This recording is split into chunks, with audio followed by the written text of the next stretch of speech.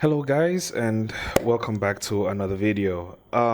Yeah, I'm late to this reaction, but that's on purpose because I needed time to put my thoughts together. So this is about the game with Man City, Arsenal versus Man City, a 1-1 draw, late equalizer by Martinelli of all people. Again, by the way, this is the second time because he did the same thing in the Champions League.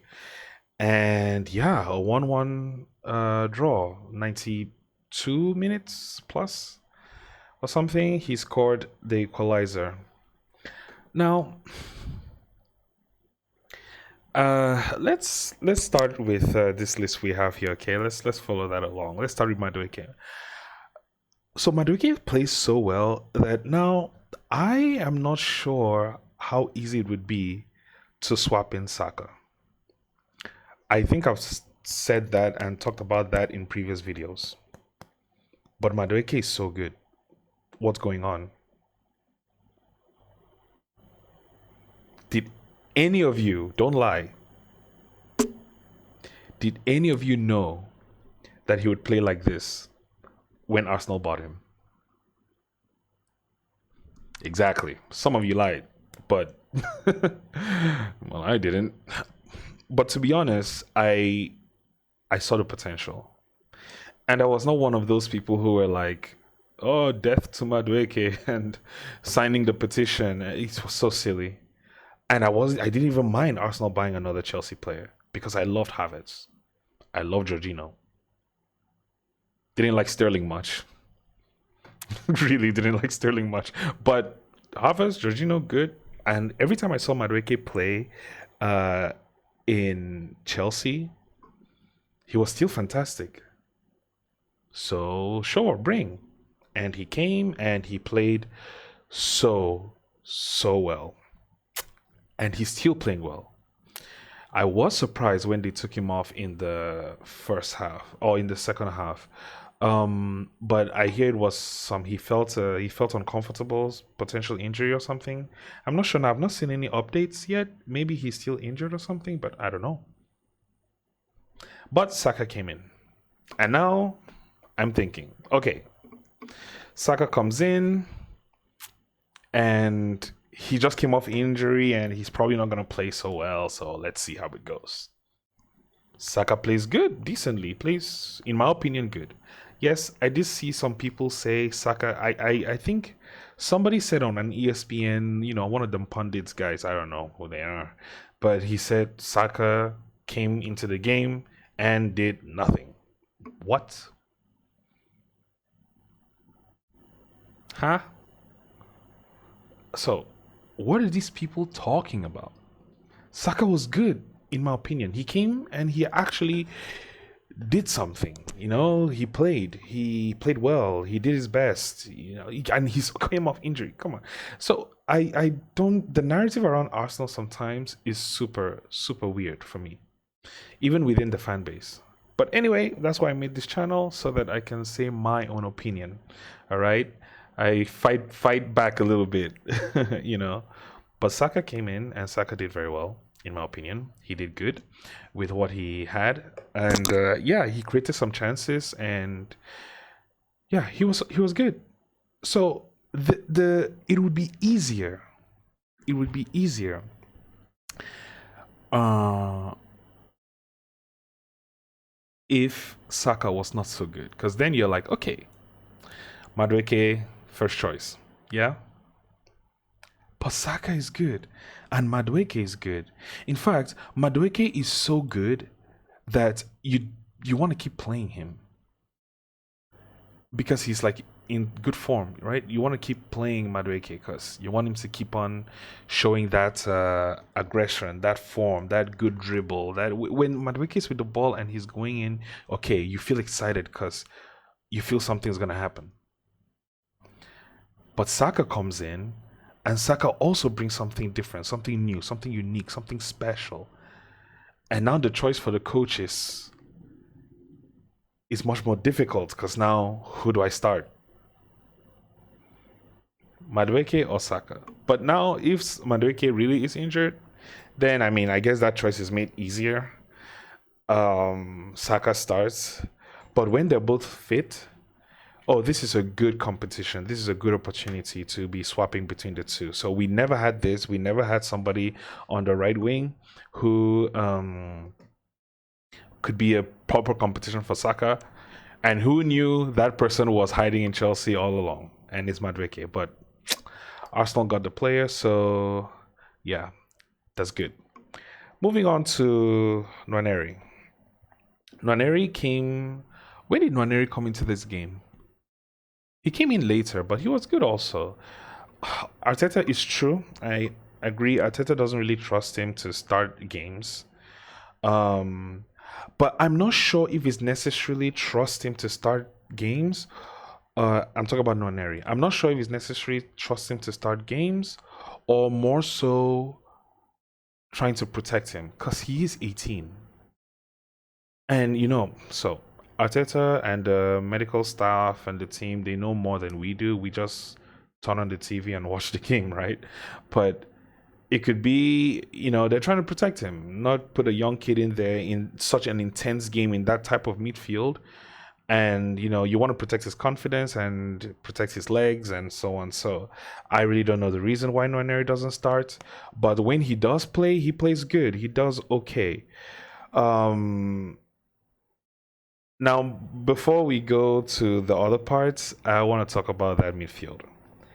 Now, everybody is using that midfield, Zubimendi, Declan Rice, and Mikel Merino, which somebody joked as Arteta's in-law.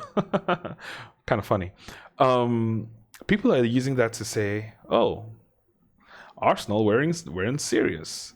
Arsenal didn't want to win. That was so, what's the word? Cautious.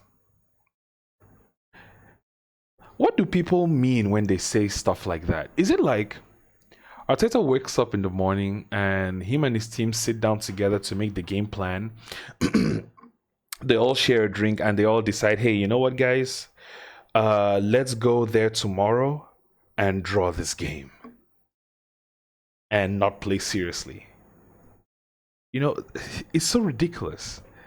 Of course, he doesn't go into games to lose on purpose or to draw on purpose. Nobody who consistently makes top two, well, second, thinks that way. You're always aiming for that top. You're always aiming for that top. So this idea that Arsenal too cautious, too blah blah blah, and didn't go in to win and to draw the game, and so, what do you mean? It's ridiculous. So, at some point, I need to stop listening to these people. But, sometimes I can't help it because I'm curious what people think. But I don't think it was too cautious in the way they're saying, like he went in on purpose. When you play teams like Man City and other good teams, you almost have to play. It's like a game of chess, That's why people may say that Arsenal game with Man City is too boring.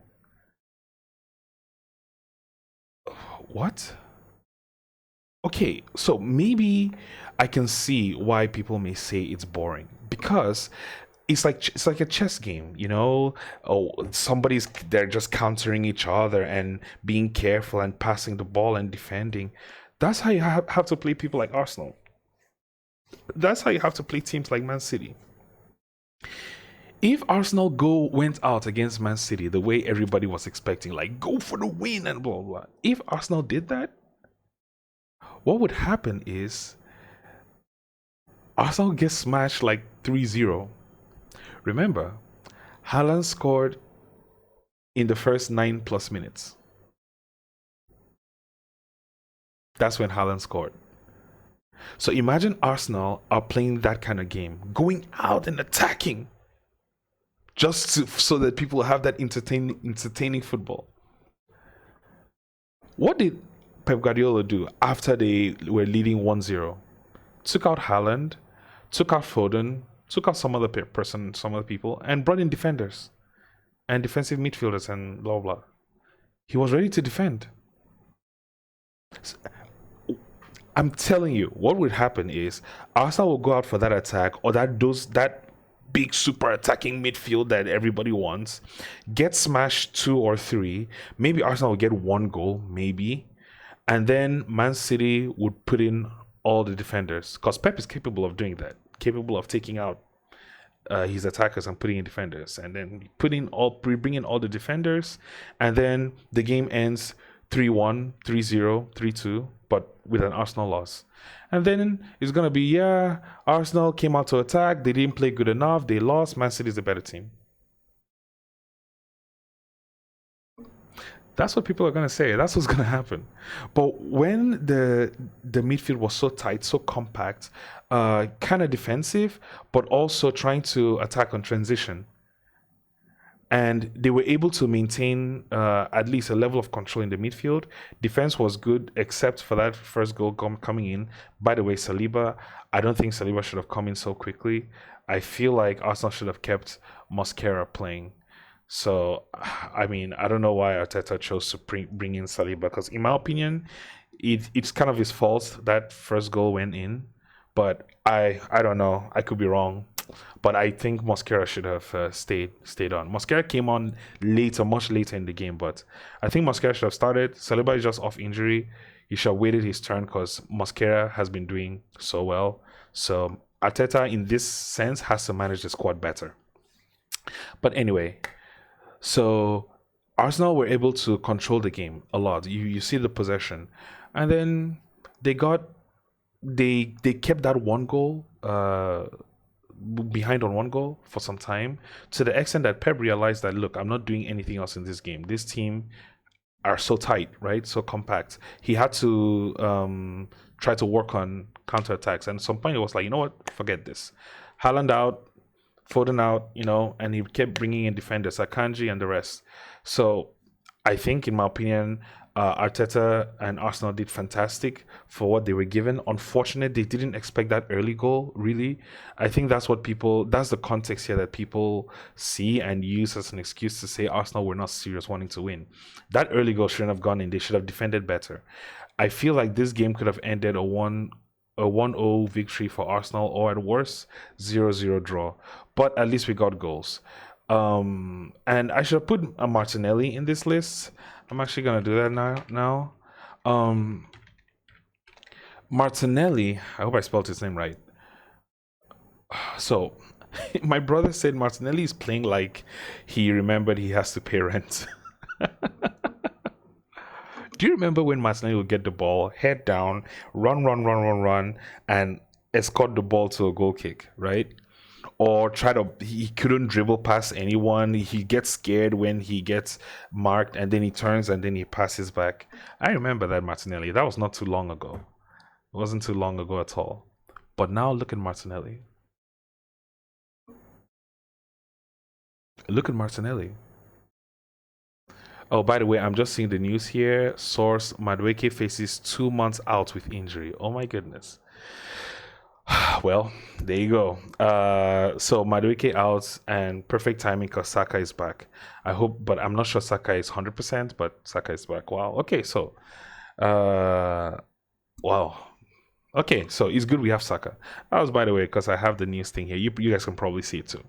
Anyway, Martinelli comes in and Martinelli plays well and gives us the second, and that touch was good. And Eze's assist, so this is what people are saying, like Eze should have started. Okay, I can see that, but I don't know. Maybe he didn't want to put in Eze the first time playing that position with Arsenal team from the start. I don't know, but I'm curious to see in the next few games where Eze plays. Will he play in the left side in place of Martinelli again? Maybe he'll do that. Maybe he'll play in the left. Martinelli will be on the bench.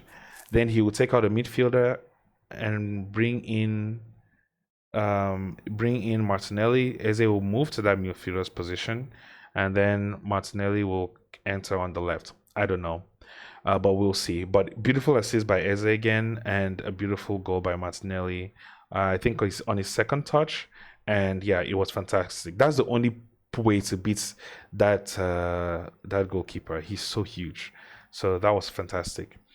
Gyökeres again, no balls in for him. Nobody's feeding him balls, but he's trying, he's running, but they have to find a way to use Gyökeres more. I don't know if it's the teams that are marking him so well and not giving him an opportunity. I'm not sure, but I mean, I feel like we're wasting Gyökeres. Well, how do other teams do it? So Arsenal have to find a way to use Gyökeres more. Unless, so I don't know. Let's see the next game. The next game is against Newcastle. I don't know if there's another cup game before that, but we'll see. I'll check. But they have to find a better way to use Gyökeres because he's so good, and he can create his own goals. But you got to get the ball in his feet. Now, this Arteta stuff could be a whole other video, but I'll keep it brief here. Guys, Arteta is what we got. We have Arteta now. We have to enjoy him now, use him now, because if people get what they wish for, okay, Arteta out, we didn't win a trophy again, or he's too cautious, blah blah blah, get Arteta out of the team, and so on and so on. What may happen is we may not get a coach as good as Arteta again. I'm not saying if Arteta doesn't do well, he shouldn't leave. That's not what I'm saying. But I'm just like, be careful what you wish for. All of us collectively should be careful what we wish for, because if Arteta goes, who replaces him? All right, maybe you have somebody in your mind right now. You're looking at this video and you're yelling at me. Oh, this guy replaces him. Okay, cool. But are you convinced that the new person that comes in will get us to the first position? Remember, this is not Arteta coming like fourth in the league consistently. This is second. So that means that the new person coming in must be consistent. We must, because we have the team. So we should come first. We should win the league. Will this new person win us the league? Or are we going to start saying, oh, let's give the new person time? How much time?